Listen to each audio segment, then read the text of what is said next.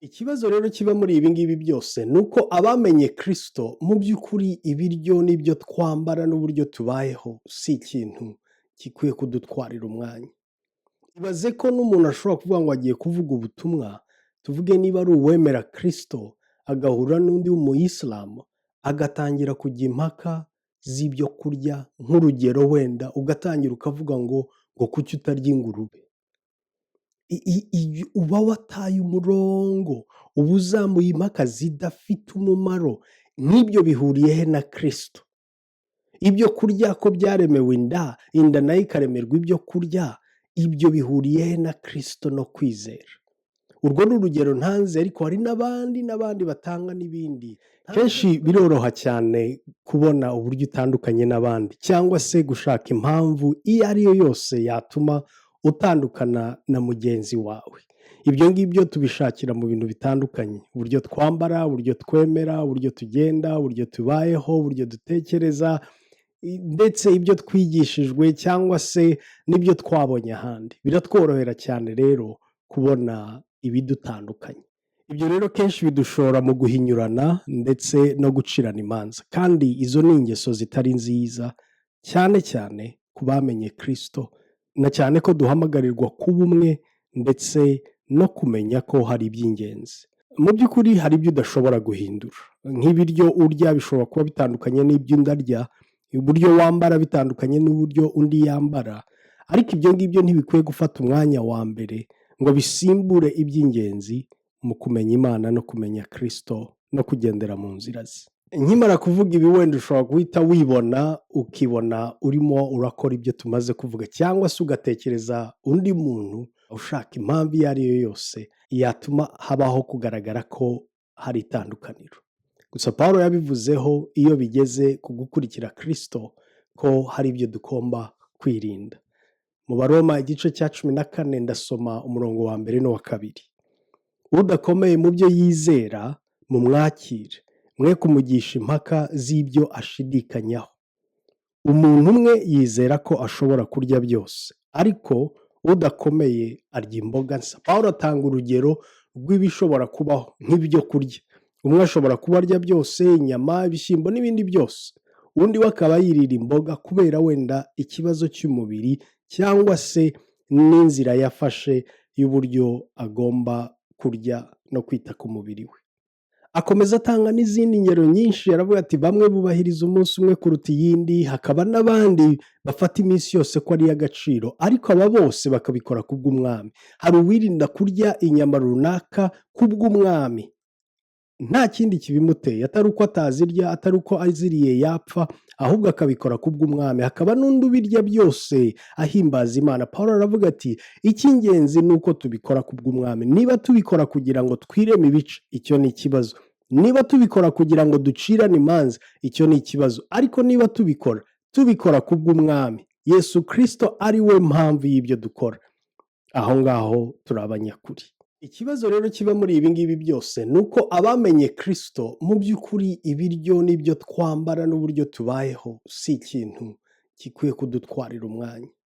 Ibaze ko n'umuntu ashobora kuvuga ngo agiye kuvuga ubutumwa, tuvuge niba ari uwemera Kristo agahura n'undi w'umuyisilamu agatangira kujya impaka z'ibyo kurya, nk'urugero wenda ugatangira ukavuga ngo kuki utarya ingurube. Uba wataye umurongo, uba uzamuye impaka zidafite umumaro. Nk'ibyo bihuriye he na Kristo? Ibyo kurya ko byaremewe inda nayo ikaremerwa ibyo kurya, ibyo bihuriye he na Kristo no kwizera?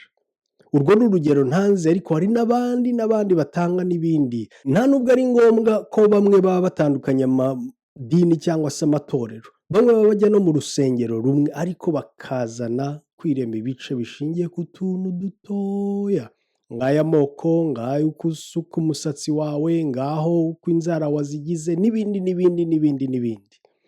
Ugize icyo akora abikora kubw'umwami, rwose nta gucirana urubanza, ariko ubikora kubw'iyindi mpamvu ni ikibazo gikomeye. Izo ni zimwe mu ngero z'ibyo dushobora guheraho twirema ibice cyangwa se dushaka kugaragaza ko dutandukanye, ariko urutonde ni runini, ni rugari cyane, nawe wakongeraho n'ibindi. Umva rero kubizera, dukwiye kwiga kudacirana imanza. Hari ikibazo Pawulo abaza kandi gikomeye nawe ngira ngo ukibaze. Ku murongo wa 4 aravuga ngo urinde wowe ucira umugaragu w'abandi urubanza kandi imbere ya shebuja ariho ahagarara cyangwa akaba ariho agwa. Mu yandi magambo, urinde wowe ucira urubanza uwo utahamagaye, uwo utahaye agakiza, uwo utazanye aho ari, urinde wowe wo kumucira urubanza. Dukwiye kwirinda rero gucirana urubanza, na cyane ko ibyo ngibyo dushingiraho ducirana imanza atari ibyubaka ubwami bw'Imana. Umva umurongo wa 17 avuga neza amagambo agaragaza ubwami bw'Imana icyo ari cyo n'ubwami bw'Imana icyo atari cyo. Kuko ubwami bw'Imana atari ukurya no kunywa, ahubwo ari ubwo gukiranuka n'amahoro no kwishimira mu mwuka wera. Urumva ubwami bw'Imana nubwo gukiranuka, nubwo amahoro no kwishimira mu mwuka wera. Abari mu bwami bw'Imana rero, ibyo bintu bitatu nibyo bibabera inshingano, nibyo bibabera umukoro wa buri munsi.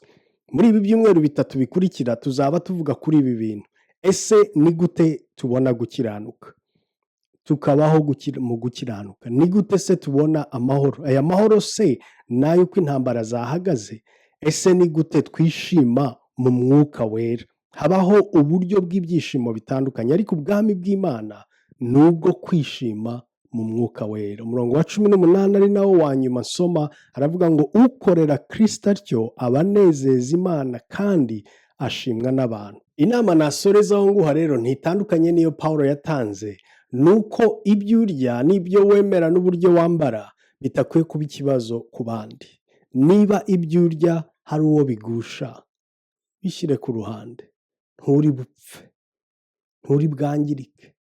Niba icyo wizera kiri butume ubutumwa utanga butagera ku bo bugenewe, shyira ku ruhande, arika. Niba nta cyaha kiguteje, niba nta n'icyo wishe ku ndangagaciro z'ubwami, shyira ku ruhande. Ubwami bw'Imana rero nubwo gukiranuka, nubwo amahoro ndetse nubwo kwishima mu mwuka wera.